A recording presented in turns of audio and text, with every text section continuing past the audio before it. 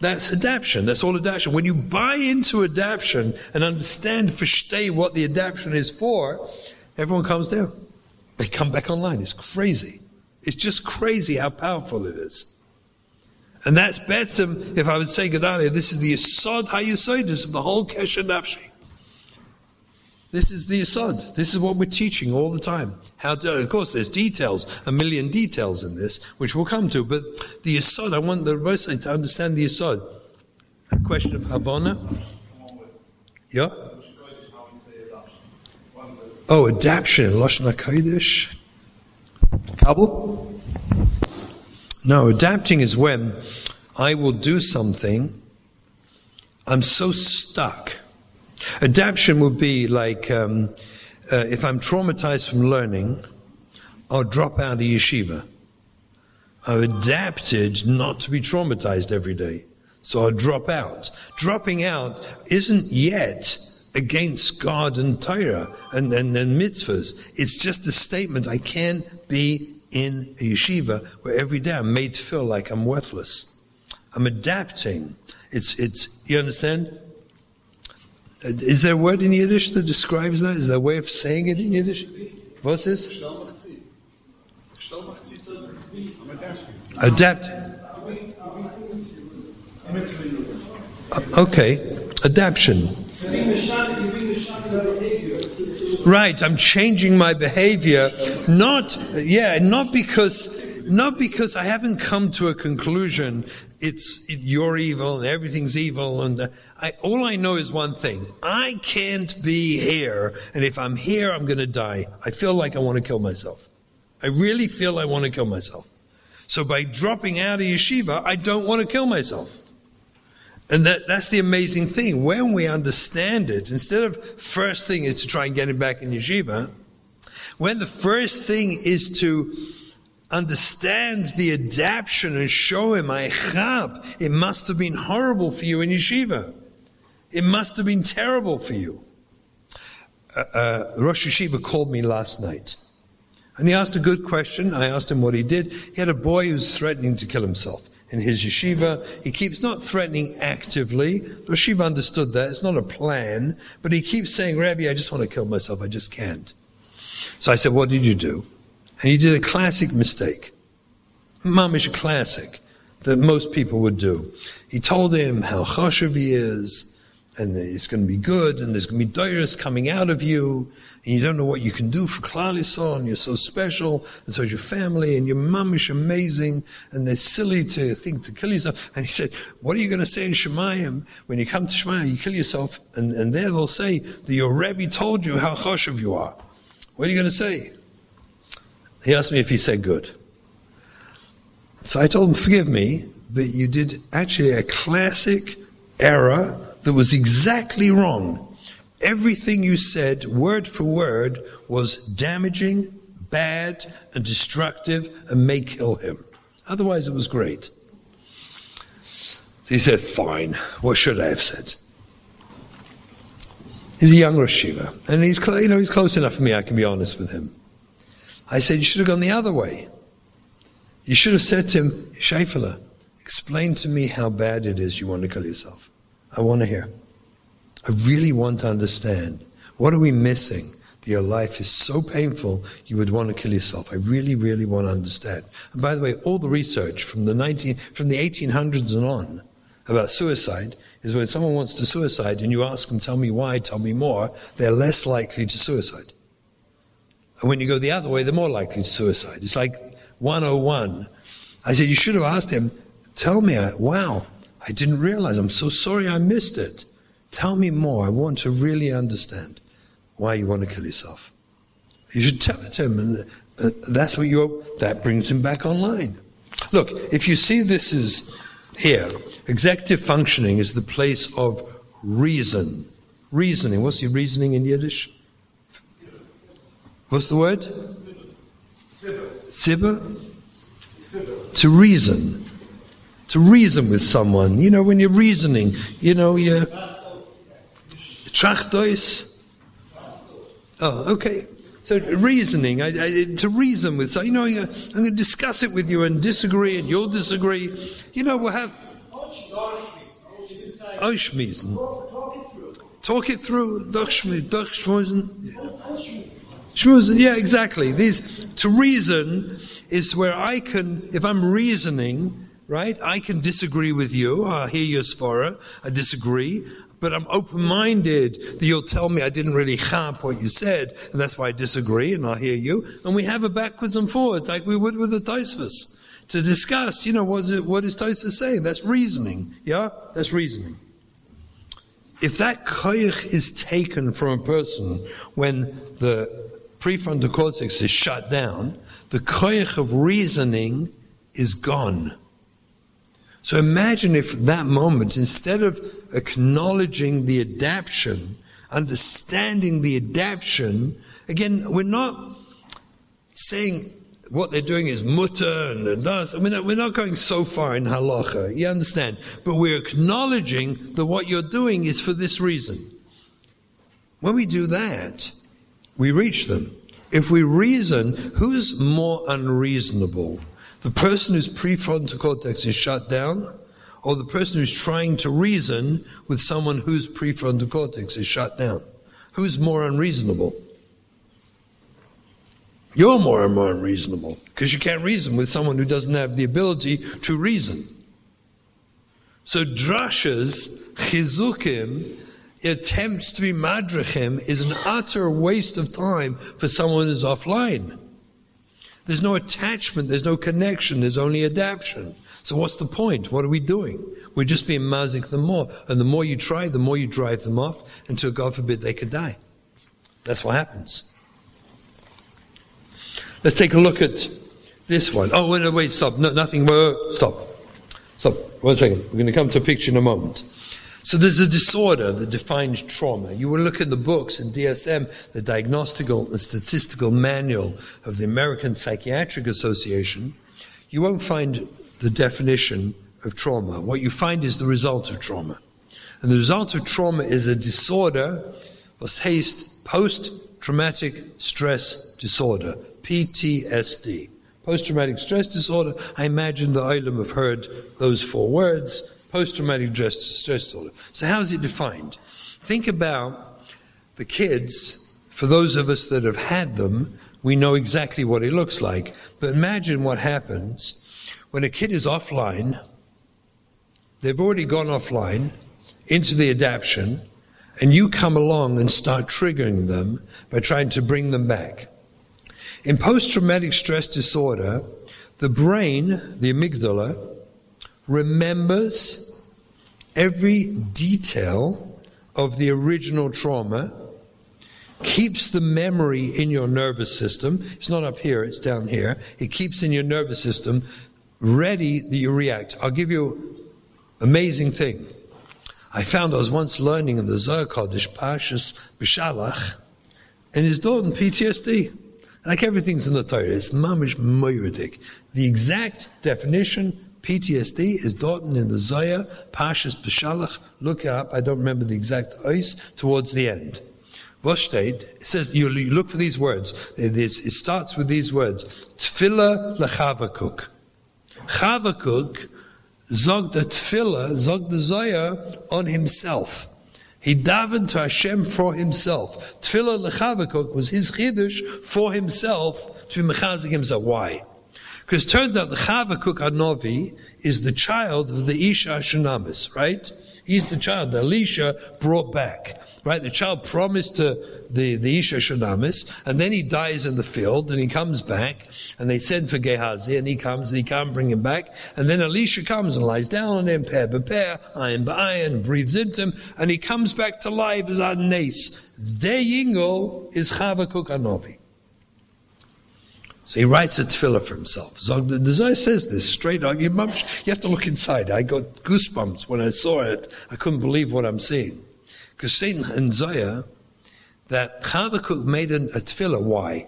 Because every time he had nevuah comes from the same sphera, the death. When you die, a person dies, that sphera, that place is exactly the same place, because the Navi separates from himself to some degree, and it's K'ain Misa, and says the Zohar, I'm just telling you the language, that every time he had nevuah, his body shook violently because he thought he was going to die.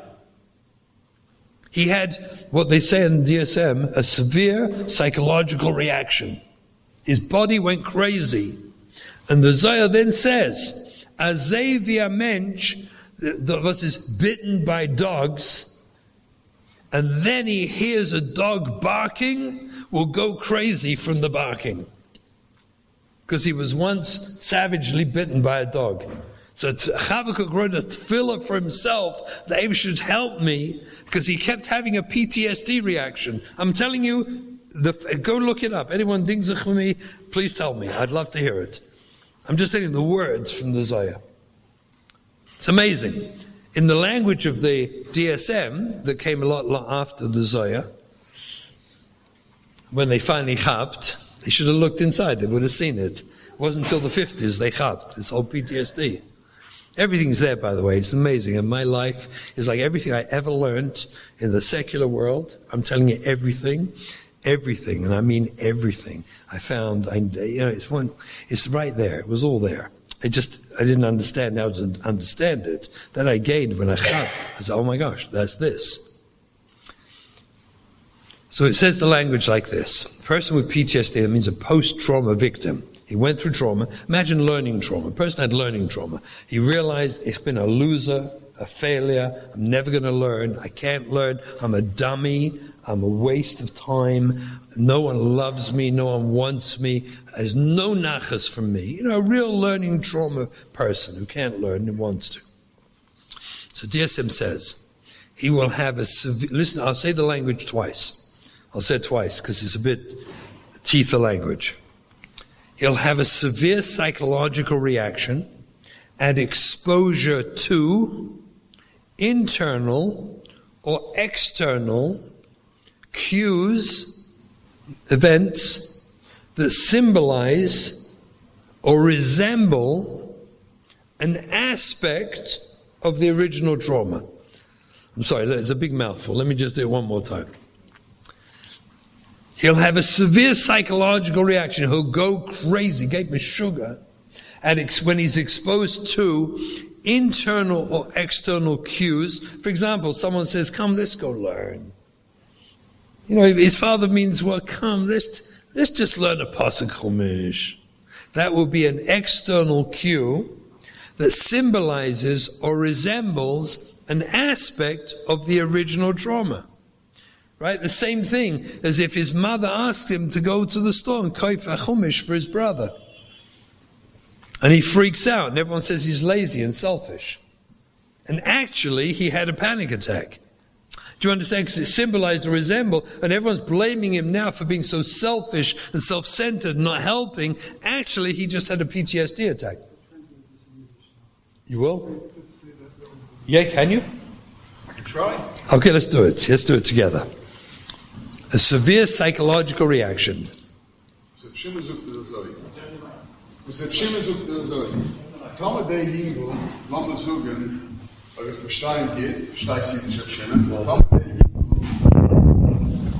Tome de Jingles an Trauma gewähnt, lassen wir sagen, in Chayder.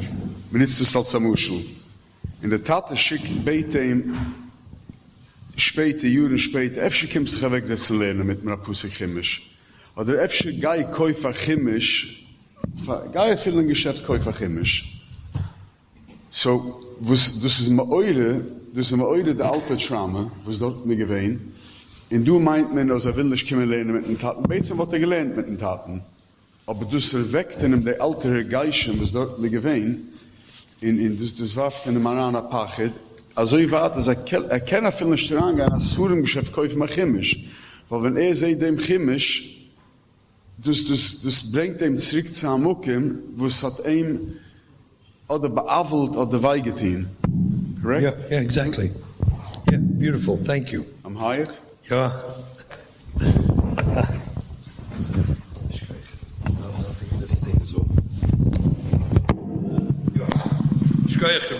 Thank you. So,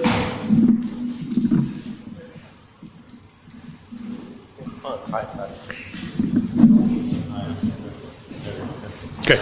So, Lemaise is Azoi. PTSD is a real Hello, is that me? Hello? Should I go on? Okay.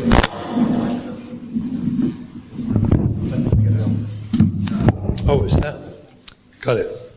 So, Nebuch, a poor child with PTSD, he got traumatized, Simon, from learning, or he's sitting in class and the Rebbe zogged, some chizuk, in Yonei Kedusha for a child who's already busy with himself because he was nifka. The kid freaks out in the class, goes crazy in the class, runs out, acts like a mashugana, and now we're dealing with him like as his behavior is wrong, we have to punish him. Can you imagine? Why would he stay with our system? Everything we do, if we don't chap PTSD, he's having a severe psychological reaction to something internally inside him because he got traumatized, and now we're traumatizing him because of his trauma. Never. It's like, you understand, when you chap these things, when we understand it well, and you see the severe psychological reaction, must be trauma. Chances are it's trauma. It's not chutzpah. And it's amazing. So when you chap his trauma and you go through the back door into adaptation, understanding his behavior, you ran out. Did anyone ever touch you inappropriately? Rebbe, why are you saying that? What I saw when I talked about in Yonei Kedusha, you ran out. You did probably exactly what you should do, not be there. And the kid bursts out crying. And he comes back online. Because we chap the adaptation, what it was really about. Severe psychological reaction. He will go crazy. Person goes crazy if they're trapped in a situation. I know myself, I was bitten many times as a child by dogs. 5 times. I had 5 times dogs bit me as a child. Why? I don't know. It's a fact. When I was a bacha in Yerushalayim, we're talking, Toshin, Lamed Dalet, Lamed Beis, Lamed Dalet, there were dogs all over the place. I was terrified. I didn't want to walk in the streets because there were wild dogs. There was a lot. Mattersdorf, Bells didn't exist. The whole Bells didn't exist then. So we used to walk through from Geula to Mattersdorf, a little bit of Mattersdorf, across the hill. I couldn't do it because there were dogs. I actually went to Baba Sali. I'll tell you the truth. I learned in Netivot, in yeshiva Sanegev, and I went to Baba Sali regularly, many maisim with the Baba Sali, and I told him the problem, and he took care of it, and it was gone. It was amazing. It was gone. Today, no problem at all. It's amazing. PTSD is real. You understand? The Zohar read from them is the sugya of trauma, is the sugya of PTSD. Their reaction is not chutzpah or defiance, you understand? And when we as parents start chapping that they're not being defiant, they're actually a trauma victim, and then we understand the adaptation, so we bring them online, there's someone to talk to. Take a look now at this picture. Take a look at this picture. In this picture, on the left is a healthy brain.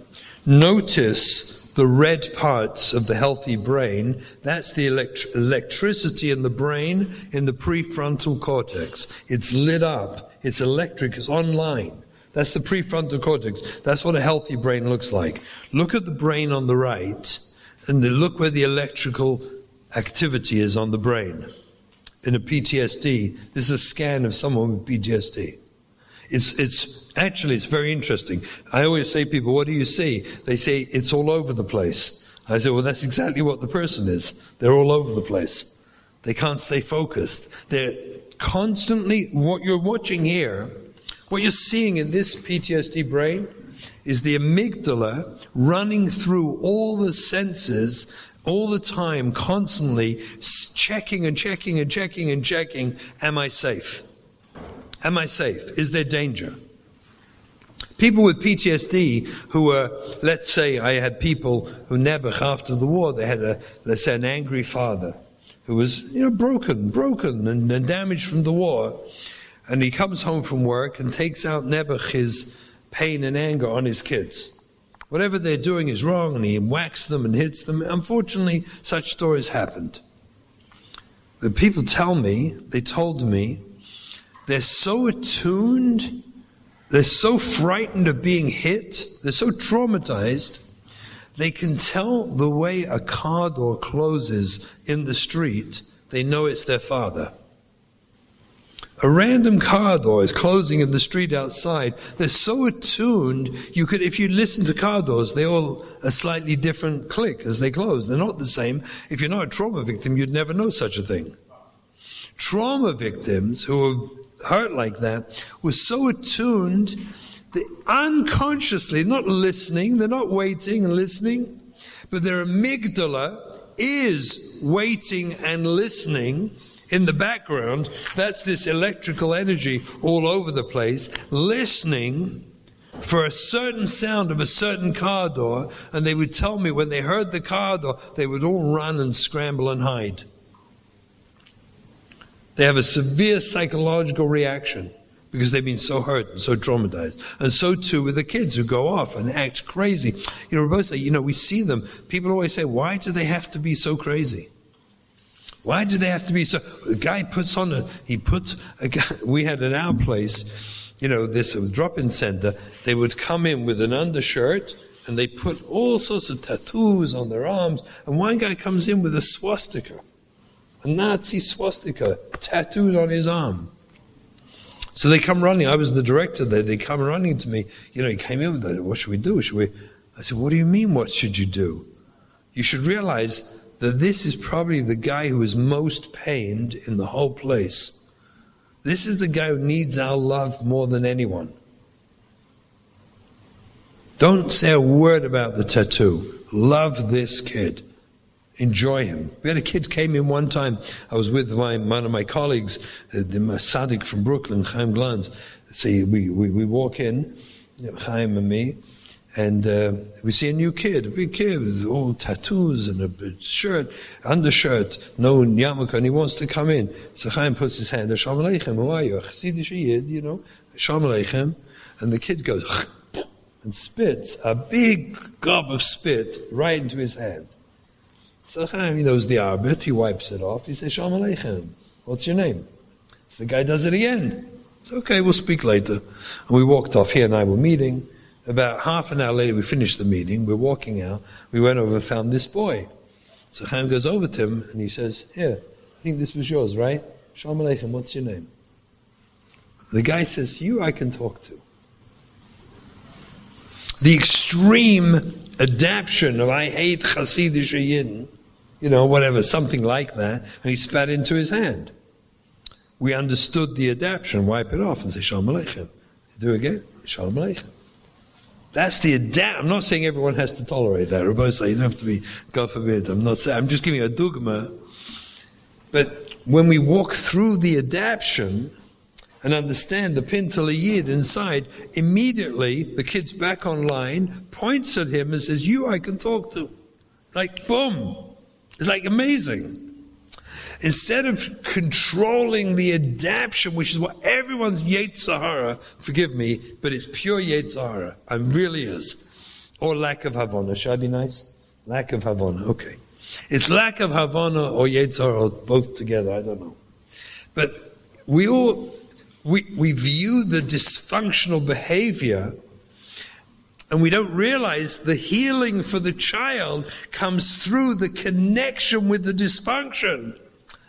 You understand? Through the adaptation, understanding it leads the children to realize it's now maladaptive, and how do I change, Rebbe? What do I do? How do I fix this? It frees them up because you take them out of the limbic or the survival brain and you bring them back online and you got someone to talk to and you discover there's Isa Kinder. It's absolutely amazing. So that's the brain. And the last one I'll show you is this. This is really another example.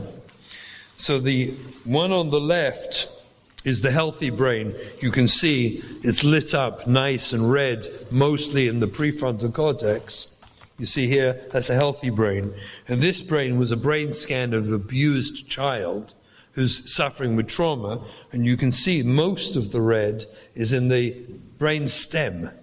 It's in the nervous system. It's in the back. It's not in the front where it should be. This kid you can't talk to. This kid you have to bring back online to be able to engage him. And talking to him when he's not online, you're actually a mazik. You're actually a mazik. You bury him further into the brainstem. Whereas reaching in, again, with the sensitivity of never, in halacha, I'm so careful never to approve of. I think that's probably the right word. Or celebrate or approve of their behavior. That you can't do. But it's completely not necessary. That's my point. You don't have to. I've never done it. And Gedalia, would you agree? I've been pretty successful. And I've never, ever approved of a child's behavior. You understand? In halacha, I know that's not allowed. But I understand their behavior, brings them back online, and is literally saving lives. Literally saving them. And when that comes, Rabbi from an authentic Rav, Talmud Chacham, Dayan, does that, you have no idea. It's more powerful than when I do it. It's more powerful than when I do it. Because I tell you why it's more powerful. Because a Rav, a Dayan, is in the eyes of a child, the Yada Richter from Boya Olam. You're the Shlucha Drachmana. Do you understand? A Dayan and a Rav, a Klei Kodesh is the Shlucha Drachmana. You're the Rebbeinu Shalom. In a child's eyes, you know what I'm saying? You represent Hashem. So when you understand him, it's a lot more powerful than some, Nebuchadnezzar therapist. It's like, half secular anyway, probably. What explanation? Say again? What explanation why understanding the adoption is such a big meaning? The question was, what?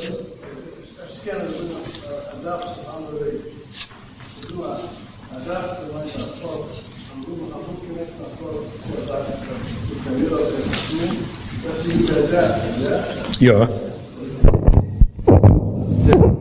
The kind feelt, als deze zijn action is, weil so feelt gaat surviven. Right. Deze is de weg wie feelt, gaat surviven. Mit der action, was hat dit? Von was versteht das, weiß ich nicht. Aber wenn du nimmst weg von dem das, ist du keine Chance, als wird ziehen. Der einzigste Weg ist, man versteht die Sache, das ist ein Adapter. Also nimmt Chayes. You're not a bad person for doing it. I understand you. You're not evil for doing whatever you're doing. That's the message we give the child. That brings him back online. He walks around thinking, Ich bin the größte Schegitz was is. I'm him. Believe me, they all say it. They all say it. Ich bin the größte, the worst Schegitz. In the eyes of the Olam, I'm the worst. There's no one worse than me. So when you understand, especially with a smile, his adaptation, and you recognize you're surviving, almost to the point, almost, kilu, kimat, where it's a mitzvah what you did. I mean, just this side. You can't say that. But that's not for me. That's for the Eibishter to say. Maybe it was. Maybe it is. I don't know. If he survives, it could be that if he's actually as many kids are in a matzah pekuch nefesh, it is a mitzvah. You know what? This is a good time. Heshi, do we have the one with the statistics? Oh, can I have one? Do I have one? I don't have one. Oh, shkoich. So Rabbi say, take a look at this. This is when, years ago I moved this sugya, and these were very many conversations with Moriv Rebbe, Tzitzal, and many, many, many other Rabbanim. I went to Rav Asher Weiss one time. I talked over very in Lomdus to understand, when does it become Sofi B'Kuch Nefesh? What's the Geder? If I have one kid dying from this, kids die. Just take a look at the statistics first. We have these figures I got from Amudim, and the figures are way more. These are verified cases of deaths of children between 16 and 30, young people 16 and 30, from both drug overdoses and suicide, all from Hamish homes, all from Hamish homes, verified only in 4 states, New York, New Jersey, California, and Florida. Just those 4 states. If you add all the other states, Europe and Israel, it happens constantly. Constantly, kids kill themselves. The figures, we know for sure there's more than one a day. Every day, a young person who went through this sugya will kill himself. Either deliberately, suicide, which many of them do, or through a drug overdose where they don't care anymore. Every day. So I asked the shaylas, if every day in the Hamish Olam, in our world, every day a kid is killing himself somewhere, and the figures just in these 4 states is 280 in 2023. You understand, if you add to that all the other states, and Israel, and Europe, we know it's more than one a day in the Torah world who are dying. I asked, is that Sof B'Kuch Nefesh now? Sorry? Oh, for sure double. I mean, again, I only say what I know. Do you understand? These were verified with Chevra Kadisha.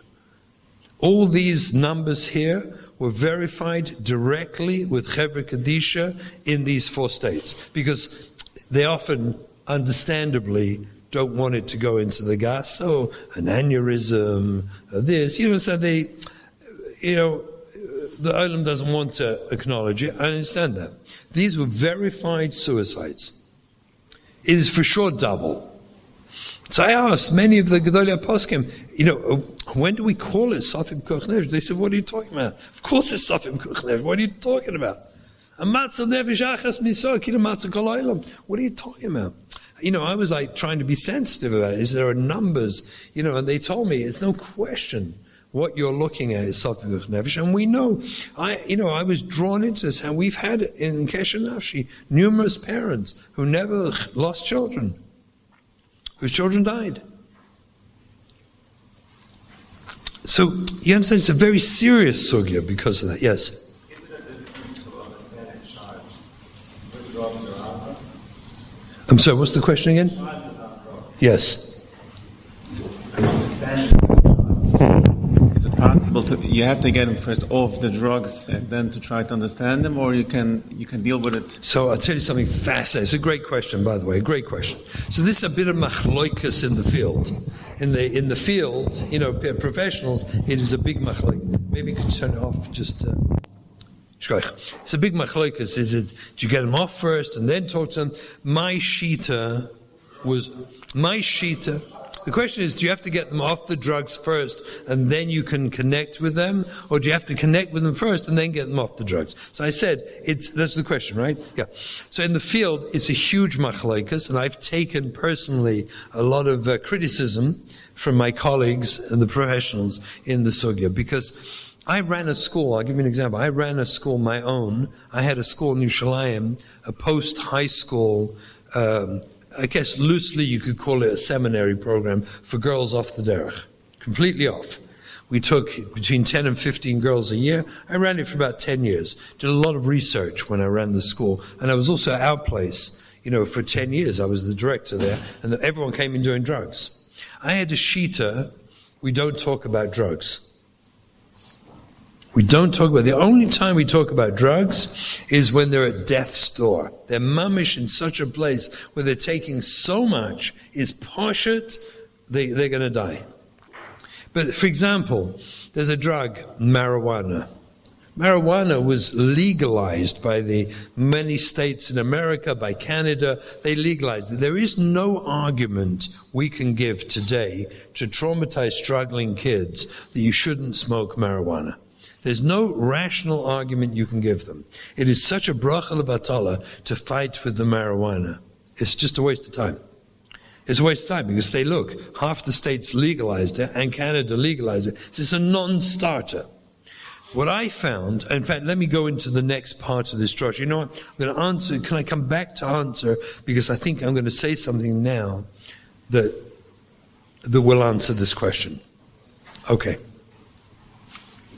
So some years ago, I came up, so Rabbi said, the problem we now have, right? We built it up, we got it, we see it's a trauma story built on more or less good enough parenting. It's about attachment and the reconnection to a child through the adaptation is how we bring them back and save their lives. We got it? It's like, I hope this is like Chidushim. Yeah, I hope so. Good.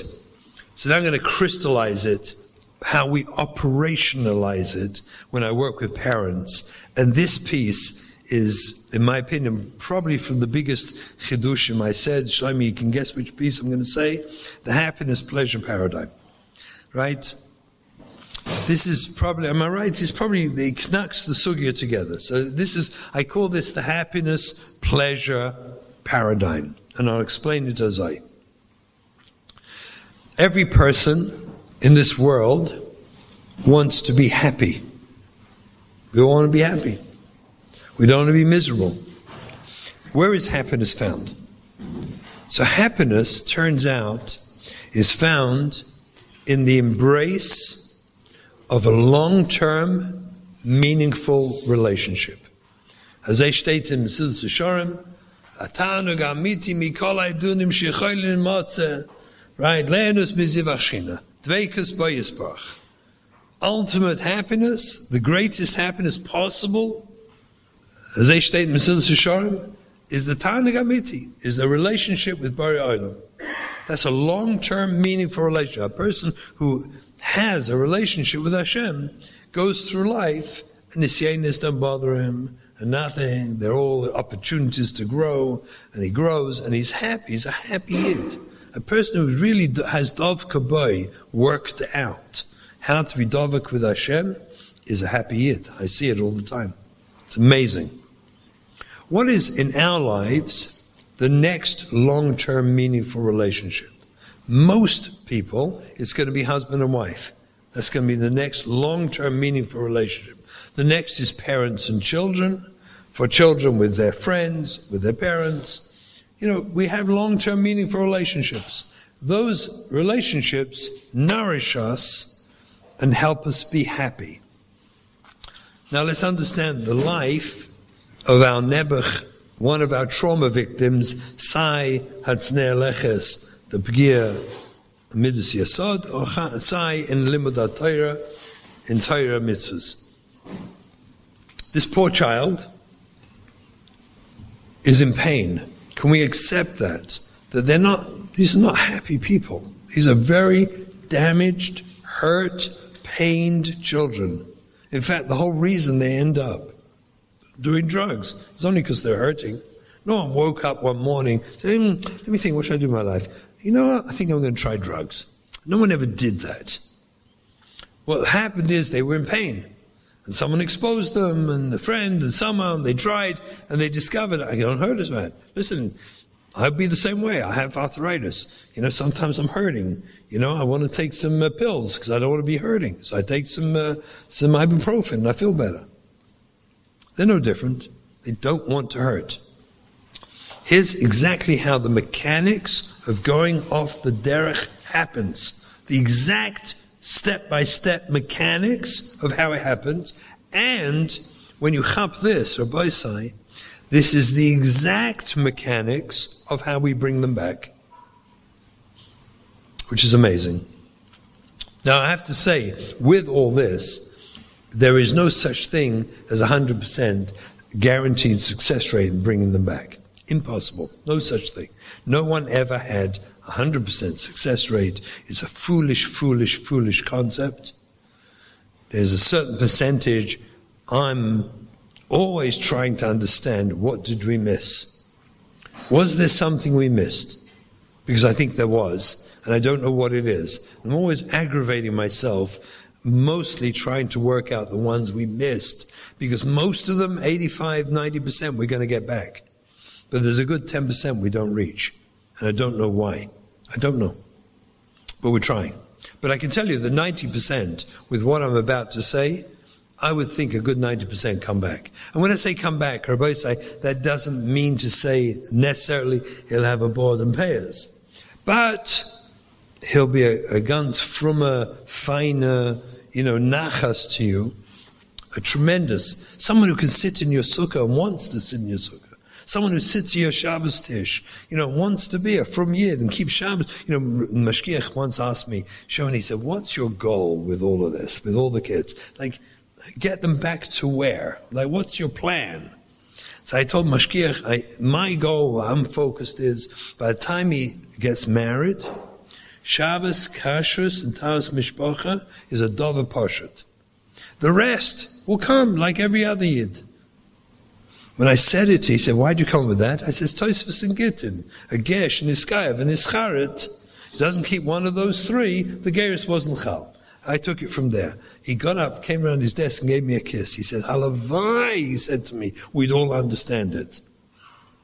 Those three, that's my goal. Because with those three, you can sit at your table. You can be part of your family. You can enjoy him. And who knows what's going to be with the Einiklach. Do you understand? That's what I'm after. Lav Dafka, when I say come back, means the exact surah. That's not what we're looking for.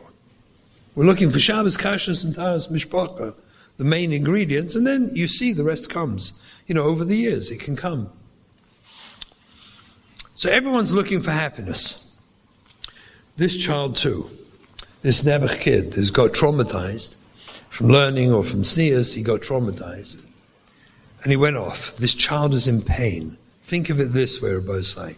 He has a hole in his heart. He has a hole in his heart. He's hurting shreklach. Terrible. We can't even imagine the pain these poor kids are in. The rejection they feel from our world. We take the rug from under their feet. They don't know how to survive. And they're nifka. And they don't see a way back in. And all they see is we're angry. At the beginning, for sure, all they see is angry parents, angry community. Everyone's angry with them. Nishno, they were traumatized. I did nothing wrong. I'm telling you, not one of these kids in the anfang of their sugya did anything wrong. Ever. It wasn't his fault he had a schwache Kopf. It wasn't his fault that someone touched him. You understand? They did nothing wrong, and now the whole world is angry with them. It's such a pain, it's unbearable. This I call a hole in the heart. In Yena hole, I have to famach that hole with something, because it hurts too bad. So the kids quickly discover that if I read something that's nishno, gutta material, I feel a little better. It kind of distracts me, takes me away from my pain. I feel better. It's exciting. Maim gnuvim yimtoko. It makes me feel a little bit better when I famach the hole with something. So they find a magazine, or they listen to music. When we were kids, we're bringing up our children, Mordechai ben David was already off the derech. That was off the derech. Today, halavai, the kids are listening to Mordechai ben David, But, every generation has its, where its lines of what's appropriate and not. But they find something. So by us, it was music. They were listening to music. There was nish. Oh my God, this is Jewish. What's Jewish about it exactly? But Lamaisa is psukim. They're singing, in a way that we don't like. But here's the problem. The kids are doing it for one reason alone. To famach the hole in the heart. Because they're hurting. It's medicine. It's nothing more. It's not shita. It's medicine. The problem is no one told the kids, we're going to catch you. And we always catch them.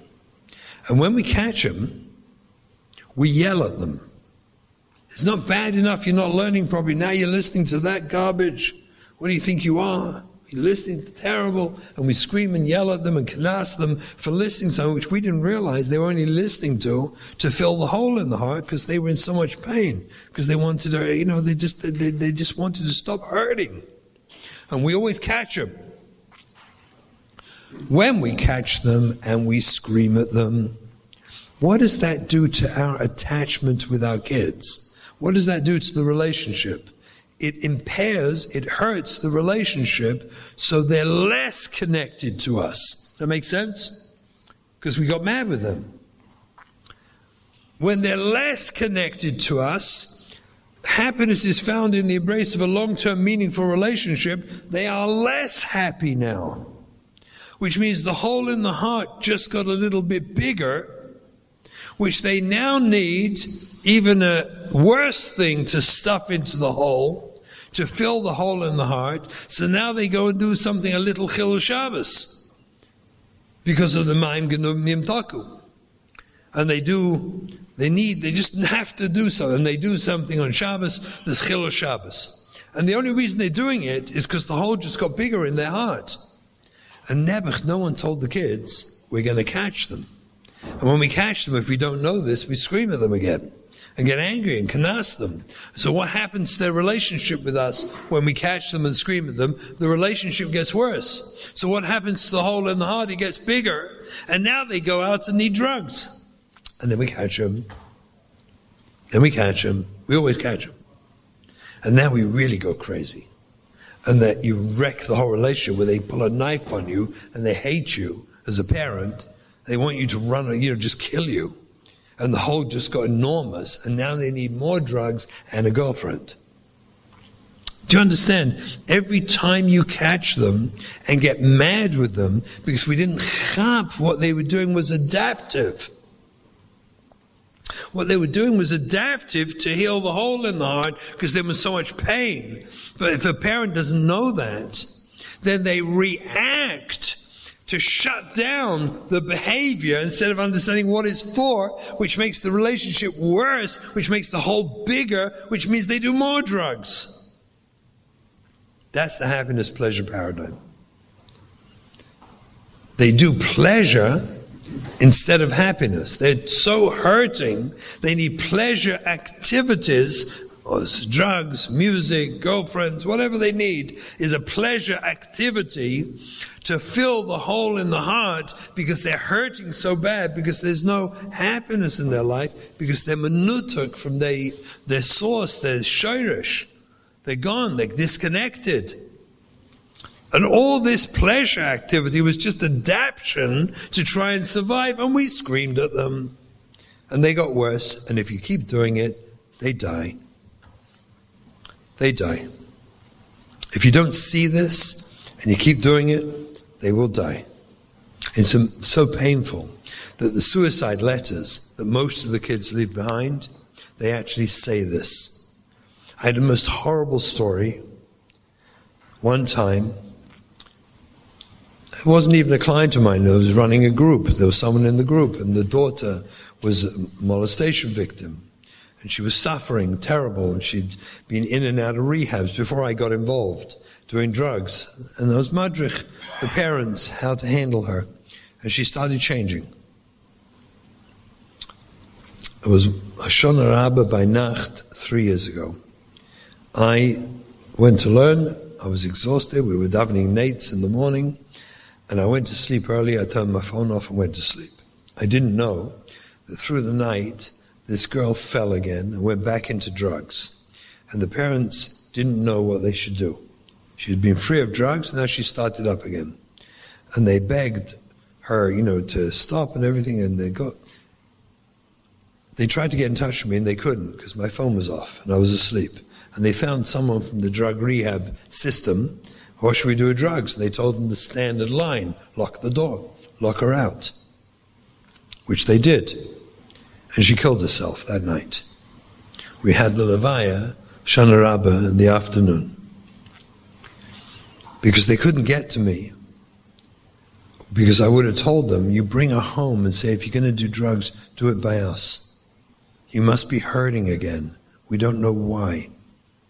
I don't know why, but I want to help you. And in her suicide voice note, she said to her parents, I love you and I know you love me, but I realize I'm too much for you. That's what she wrote. That's what she said. I'm too much for you. And she died. I mean, it's real. And all it needed was them to say, come home, do the drugs by us in the basement. Let me sit with you. You know how many parents, Choshev Yidden, I had sit with their kids? I had one unbelievable story. Unbelievable story. This kid was doing drugs nonstop. I got his father. The kid was going to very, very dangerous places. He was 15, buying drugs in very, very dangerous places and getting associated with dangerous people. I suggested to the father, who was a Talmid Chacham, and ran a moisad. I suggested to him, and it was unbelievable that he listened to me, that he should go and arrange to get the drugs for his son. It was marijuana. It wasn't heavy drugs, it was marijuana.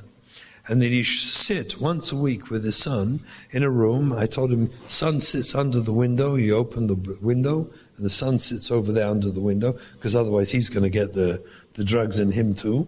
And you sit the other end of the room and put the lights off and sit there with him while he's smoking, and you should talk about his pain. And the father listened, and he did it. Fast forward, I was one time consultation I did. I was out of town in a certain place. This man came to me, and I never heard more about the story. But he did it.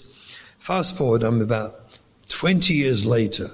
I'm in this same kehillah, and a fine young man with a beard comes over to me, and he says to me, "You don't know who I am, right?"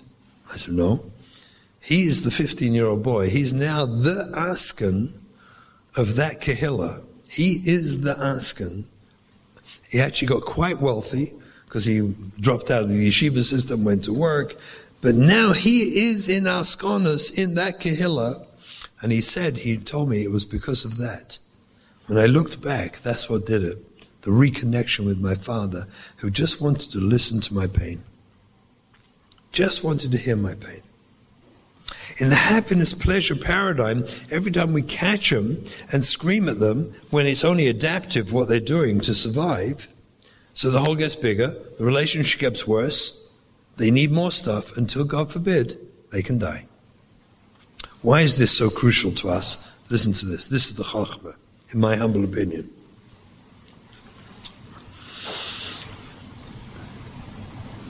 Once you chap the sugya of adaptation, if the father knows, and you catch him doing his marijuana, or with a girlfriend, or whatever it's going to be, and instead you put your arm around your son and say, "Wow, you must be in a lot of pain, and I understand that you need this. And I wish I understood your pain better. I really wish I understood your pain better." What do you think happens to the relationship between the father and son? It gets abyssal better. That means the child now feels a little less unhappy, which means the hole in the heart gets a little smaller, which means he needs less of those activities because he's not feeling so much pain. The chap of this, the genius of this, is that every time you chap him, that's the moment on which he can recover and start getting better, is when we catch him. Forget. When we catch him, he's expecting to be screamed at. Instead, he has a compassionate father who loves him. So he starts healing. The first time I did this, when I invented this happiness-pleasure paradigm, I had a case, it doesn't matter where or what, I'll be matzniya as much as I can, but there was a father-son, like many times the son went off. He was a trauma victim. Turns out later, we didn't know at the time, but he was a trauma victim, and he was fighting with his father, and he got to a war, a really bitter war, because we didn't know anything. It was in the early days. We're talking about 25 years ago for sure. One Friday night, the boy wouldn't come down to the meal. His father yells at him, he has to come down. And he forces him to come down. He comes down, and he's dressed nicht Zevi Shabbosdik, not at all. And he's got his arms crossed, leaning with his back against the wall, standing, glaring at his father while he's making Kiddush. Halfway through Kiddush, the kid turns around, nudges the light, and turns the light off. Turns off the light over the table. This is the last straw for this poor father. He jumped up and attacked his kid. The kid was quicker than him, and they ran round the table, terrifying the whole family. Actually, the kids were trying to bring the chairs to stop the father getting to him. The kid then ran out into the street, and he found a garden rake. They were ground floor, and ran around the house, smashing the windows in of the house and then ran off into the night. This is about as traumatic as it gets. You can imagine glass imploding inwards. It was a nightmare. I heard about the story after Shabbos. No one knew where the kid had gone. Turned out, in the end, he went to a relative the other side of town, walked a few hours and found the relative, and that's where he stayed. And then I worked with the family to explain to them what had happened, to get to understand it, and start doing the work to understand this, the happiness, pleasure, adaptation, trauma, to teach them the sugya, and they got it. And in those days, I'll be honest, I didn't have it erased the way I do now, but as best as I could, I explained the sugya and the happiness, pleasure paradigm. The kid went off and lived with a relative for the next 6 months at least. And after 6 months, an Askan in the other community called me and said the kid is talking that maybe he'd like to come home. He hasn't been home with zero contact with his family 6 months. And he calls and wants to know if I think he could do it. I said, I'll speak to the parents. And the parents have been working very, very, very, very hard in chapping this sugya. I felt they'd really got it, and they had. They really did get it. And we decided to take a risk. But I told the parents like this. We're going to have him come home for a Shabbos. But I want to tell you, if I was that kid, I would have to do something to test if my parents really changed. I would have to. So I don't know what he's going to do, but I'm pretty sure something pretty bad is going to happen in your house to see how you're going to handle it. I'm pretty sure. And we prepared for it. We didn't know what it was. We speculated. Kachava, the kid comes home Friday afternoon. He's up in his room. He's playing with his siblings. He's all happy and upstairs. Comes Friday night to the Suda. Father comes home from shul. The kid did not go to shul. He comes down dressed as Avi the first time with an undershirt, jeans, and he's standing by the light on the wall. It's an amazing story. Father makes Kiddush, and towards the end of the Kiddush, he puts the light off again. Now, they've learned the sugya that that's the moment. I wouldn't tell him he should put the light off. In halacha, I don't think I'm allowed to tell him, but it couldn't have been better. He puts the light off Friday night, and the father, this time, just finished Kiddush as if nothing happened. Mamish nothing. He then gives kosses. He has kosses for all the children, and he gives everyone, his wife and the kids. Then he picks up a kos. And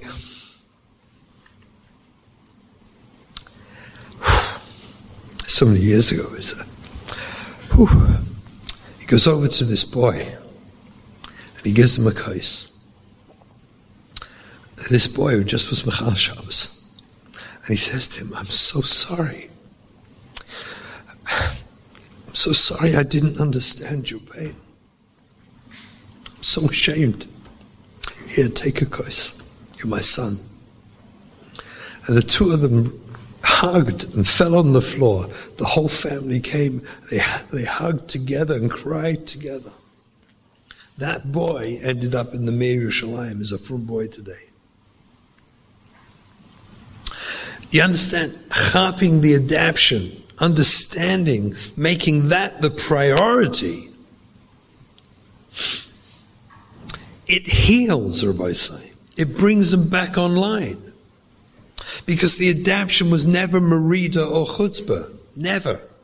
It was an attempt to survive. It was an attempt to not hurt so bad. And when we as parents, and especially Kal V'Chayma Ben Benoisha Kal V'Chayma, as Rabbanim and Dayanim, we buy into that. We accept that and understand that and support that, because you're the Yad Richter, you're the Shluchad Rachmana. The healing is unbelievable. Inside is Dar Pintal Yid, who wants to come back. But if we keep mussering or controlling and misunderstanding the adaptation, we sink that Pintal Yid further and further down and down into the survival part until, God forbid, they could die. Let me show you something amazing. Amazing, amazing, amazing. And it's this week's Parsha. It couldn't be better. It's unbelievable. I told you, everything's in the Torah. It's like so crazy. And it's all there. I think after this, it will be appropriate, I'll take questions, and then I have to go. I have a plane to catch, I'm so sorry. But let me do this, and then I'll take any questions. And if there's no questions, because it's so poshut, then I'll say goodbye, and we'll all remain friends, I hope. So listen to a pasuk from this week's Pasha. Unbelievable. A kliyaka and a pasuk. And by the way, if anyone disagrees with the way I'm going to interpret this kliyaka and the pasuk, I'll be happy to hear. I will tell you that I was in London one time speaking, and I went into Dayan Padva, Shlita. I went in to speak to him. We were talking, and I said, Dayan, I have the hair in a pasuk. Tell me if it's emes, or am I pushing in? You know how you push into a pasuk what you want it to say? Like, is that what I'm doing, or is he actually saying it? And we went through the pasuk and the kliyaka, and he said, no, I'm with you. I think you're right. Listen to a pasuk chumash. Which is, by the way, that's our kids. We push them away. They want to be, but we push them away. From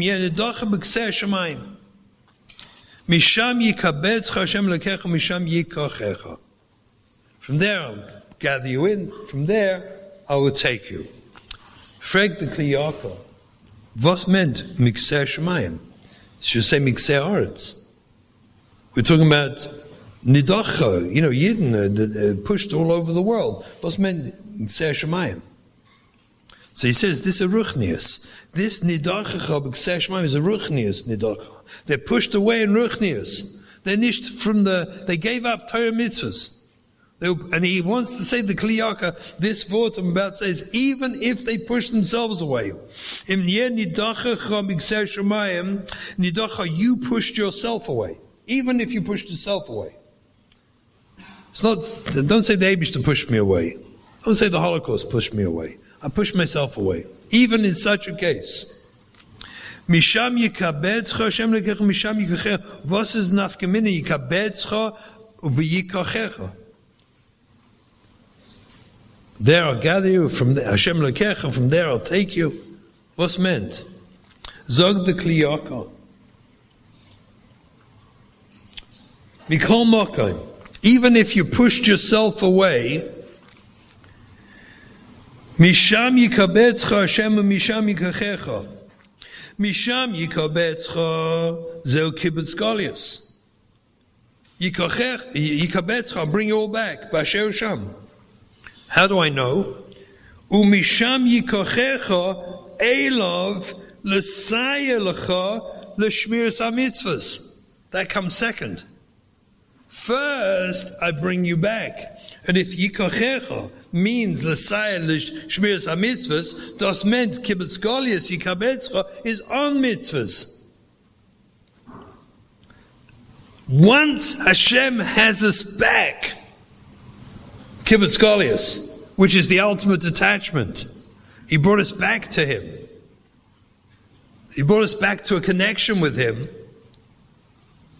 Misham, from that matzav of attachment, reconnection, Yikachecha elav l'saya l'cha l'shmiras hamitzvahs. That comes second. Shmiras mitzvahs comes second. This is Christ's chinuch. This is everything we preach. This is the whole sugya. First, reattach. First, reconnect. First, make them feel we love them and care about you. We want you back. Then, when they're back online, after the kibbutz galius, after the connection, l'sayer m'shmiras hamitzvahs, then comes shmiras hamitzvahs. That will come when they're back online. You're going to talk about it now, you would bury them. God forbid. We can lose them completely. This is the yesod of everything that we're trying to do. This is the yesod of what Kesher Nafsh is about. I believe that the role of Rabbanim in this is priceless. It's so priceless. Years ago, I'll finish with this, I had a Yetzer hara to grow pears. I was a young man. I asked Moev Rebbe, and he told me no. No. He says, you're a therapist. You're not a Rav. You're not a Rav, you're a therapist. And it's important your clients see you as that. A Rav, the unique, I accepted it. I totally accepted it. It's my rabbi and I accepted it. A Rav is the Shulchan Dachman.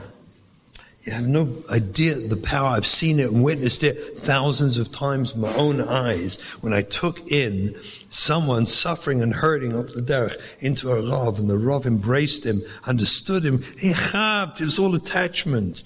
It's all attachment and it's all adaptation. And you're not doing because you're a merit. You're doing because you're hurting. And maybe you're even doing the right thing. I don't know. I can't tell you. When that happens, that's the Misham Yikobetzcha. That is the Misham Yikobetzcha. That's bringing him back to attachment. And from there, later on, will come Yikochel, the Torah mitzvahs. That will come to him. We see it does. I hope this was helpful. So Leibish Helfen, it's a partnership, a shutfus, with us and with you together. And thank you so much for listening. I really, it's a mamish a kavod and honor to be in such an olam, because I know we're going to save lives. We're going to save lives. Any questions for the next half hour till I leave? And forgive me, I'm actually going to run out at 5 to 2. Because I have to get to the airport. Yes. It's alles was Margaret Redman, Margaret von Drugs, Margaret von Chil Shabbos, von ernste Sachen. Wo steht sich, wenn man halt noch Umfang? Man halt nicht mal Aufstehen, man will nicht gehen in yeshiva, gehen davenen. Die ganze Sache hypt sich schon und dem muss on. So, possibly. I think the question, if I get the question right, is in the early stages. So I want to tell you, in the early stages, there's one key. No, we have to be parents. Parents have to be parents, schools have to be schools, all the rest of it. The one nafka mina I've noticed is that with regular non-trauma victims, when you lay down the rules and the structure, you insist on certain anagas, and you do it with a smile, with warmth, regular non-trauma victims stelzu. Trauma victims don't. So the way I recommend to parents, you can know the nafka mina. You know whether it's you and the whole trauma sugya, or is it the child? Very simply, every time you lay down the rules and the structure, in the omfang when they're younger, if you're makvid gama, to do it with warmth and a smile and chizuk, for confidence, regular non-trauma victims stelzu. Trauma victims can't. It won't help. So therefore, it's very easy simon to know. And that's up to a parent, whether you have the keiches and the gedult to put that smile on your face. People always say to me, you're asking too much of me. I say, no, it's not me. I'm here to help you. But yeah, if you put the smile on your face with rules and structure, regular non-trauma victims stolzu. They do just fine. Trauma victims will not. Because it's nothing to do with it. They won't. You have to address the issue. Yeah.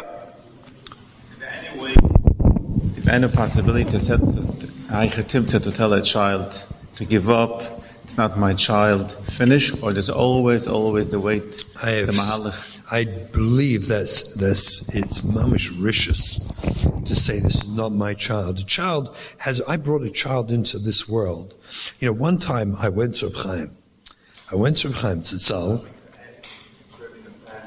We're disturbing the family and the whole thing. So it's the same thing.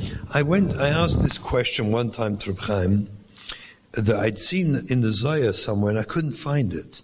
I'd lost it. I asked him if he knew where it was, that as parents, we know we choose everything, right? It says, Vayichul Hashmayim v'ha'aretz l'chol tzva'am, zog the medrash, al tikra tzvam ela retzaynam. That means Kodim Biyasa La'olam Shteit in Sfarim. The Shar Yosha brings it down. I think he's the first. The Kodim Biyasa La'olam, that we stand with the Bezdin Shamala and everything we need, we choose for ourselves. So I asked Reb Chaim, I'm pretty sure I saw that includes we choose our children and children choose us. He told me it's Dova Pashat. I took an aid with me. He told me it's Pashat, and from this medrash alone you could say it. It means like this.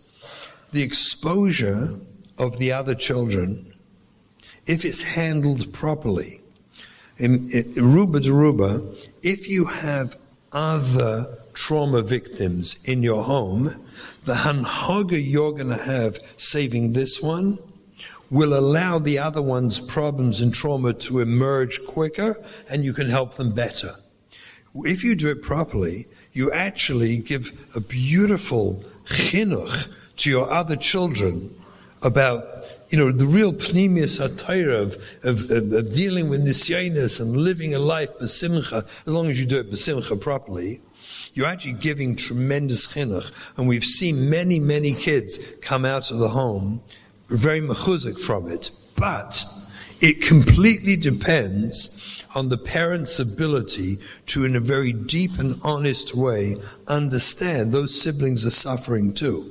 Being exposed to this, it's hard for them.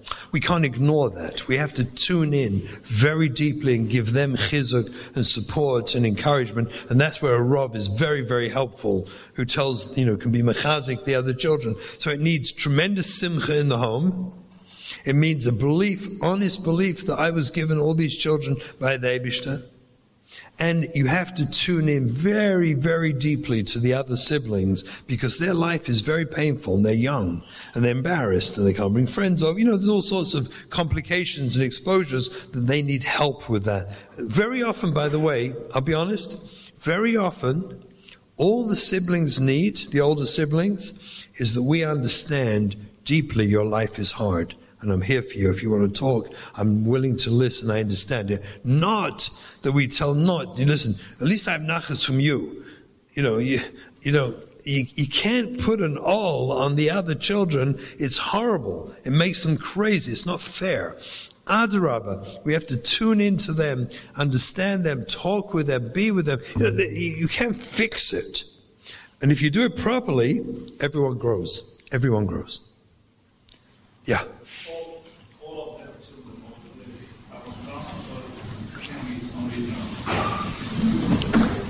I'm sorry, say again? If you have a family with all the kids? Not from trauma? No. I tell you, in my whole career, I only once ever met someone who I couldn't work out what the trauma was. And I'll tell you this very interesting, this is a very interesting observation that I think is very, very, very, very important. So many of the kids will be in the hands of a well-meaning therapist who doesn't really understand the sugya fully. And the therapist, they do this thing. This is what they do. They ask the kid, did anyone ever touch you inappropriately? They use the language of abuse. Were you ever abused?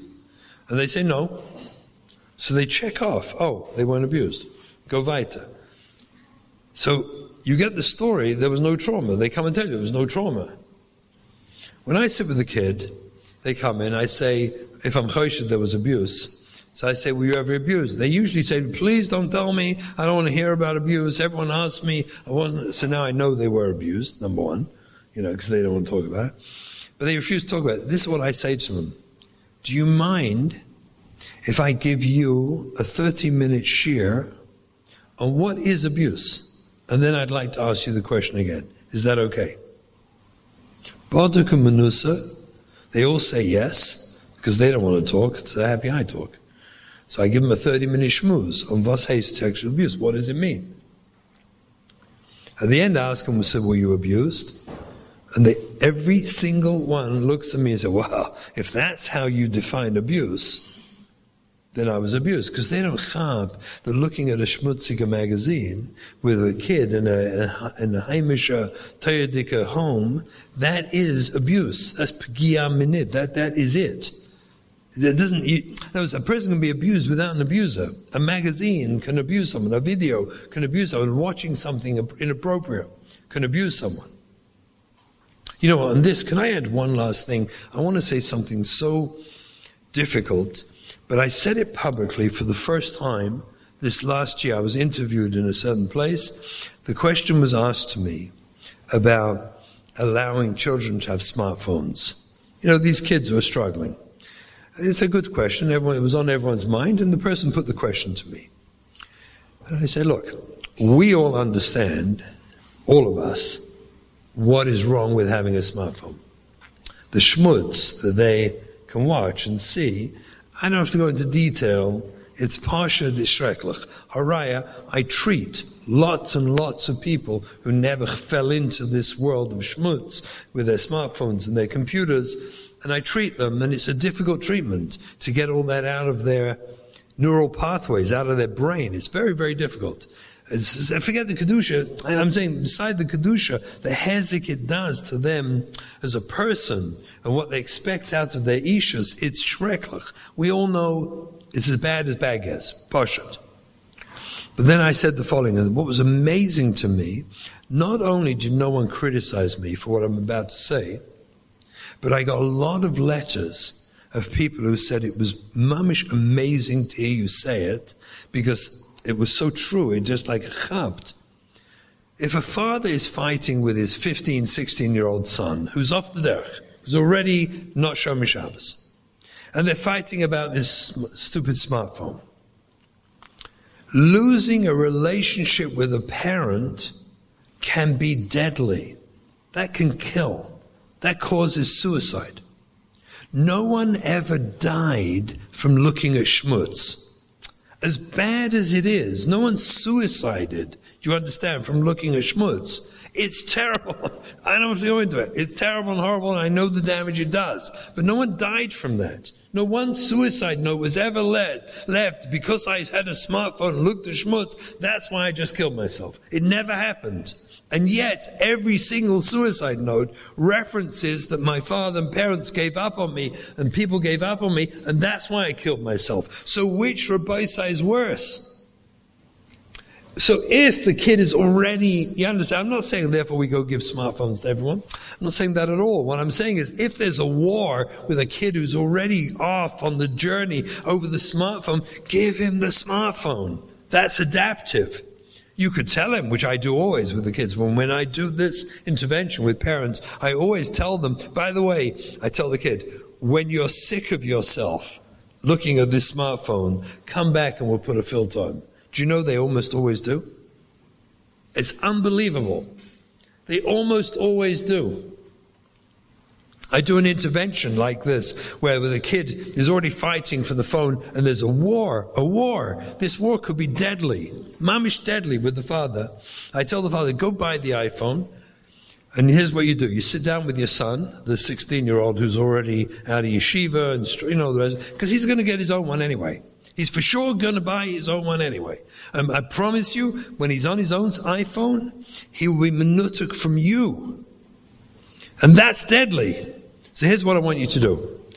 You go with your son, call him in, say, put out your hand, Yingala.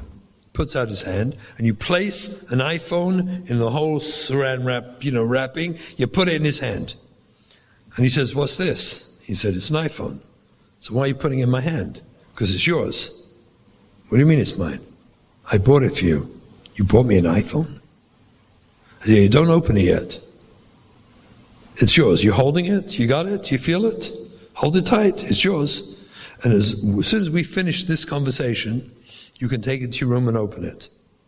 I just want one conversation with you, but it's yours. It's really mine? Yeah, I bought it for you. It works? Yeah. It's got a phone. The whole works. Yeah, it's yours. All I'm saying to you is, this thing is really dangerous. Do you think we should talk about a filter first? Should we discuss what to do with it? But it's yours. Don't worry, it's yours. Whatever you want, you decide. Do you know that 100% of the times when I do this intervention, the kid asks his father to put a filter on? 100% of the times. And when you don't do this intervention, he goes and buys himself an iPhone anyway and looks at schmutz. And not only does he put the filter on, when the father puts it in his hand and says, you can unwrap it, as soon as we finish this conversation, it's yours. You took away, that's the adaptation. Do you understand? You took away, you reached deep into his kishkas of his neshama and understood what he needs. And what does that do to your relationship with the kid? So now he wants the filter. It's crazy simple. Rabbi say, once you say, I said this, I was scared that I said it publicly on a podcast, and I thought the Olam's going to kill me now. Russell's saying by iPhone, but everyone understood. It was amazing. They understood what I'm saying. He's going to go buy it anyway. When you're in that matzav, hafladik, go buy it. What?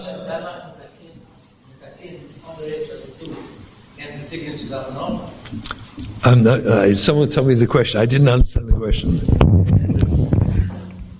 If a kind into the age would have the signature of a tattoo, darf man auch gehen? I've seen terrible things in my life. But the more we seek to understand them, instead of getting angry with them, we just find it interesting. I'm just curious. Do you know the best word ever? In all relationship with struggling kids, the best word in English, you'll tell me what this word is in Yiddish, but in English, the best word is curious. You just say, what's the word? Neidrig. I'm curious. Tell me more about this. It's so amazing. And it's what you just shaft the attachment. That's the Misham Yikobetzcha. That's the Misham Yikobetzcha. I'm just interested. I'm just curious. Tell me what's going on. Help me understand. You make the relationship work. You reach into the attachment. The hole gets smaller. It's just amazing and simple. Rose, I have to go. Thank you very much. Thank you. Shkoich.